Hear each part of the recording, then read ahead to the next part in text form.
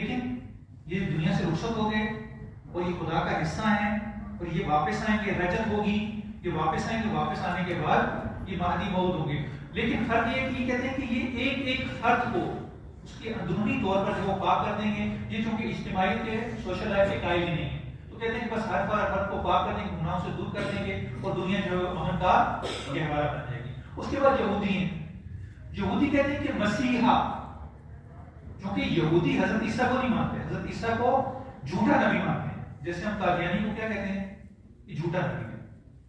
لیکن قادیانیت جو ہے وہ آیا اسلام کو مانتے ہیں نہیں مانتے؟ مانتے ہیں۔ قرآن کو مانتے ہیں نہیں مانتے؟ مانتے ہیں۔ نبی کو مانتے ہیں نہیں مانتے؟ مانتے ہیں۔ یعنی قادیانیت اسلام اور تمام تر اصول اور فروع کو مانتے ہیں، لیکن مسلمان جو وہ قادیانیت کو نہیں مانتے، ان کی کتاب کو نہیں مانتے، ان کے خلیفہ کو نہیں مانتے۔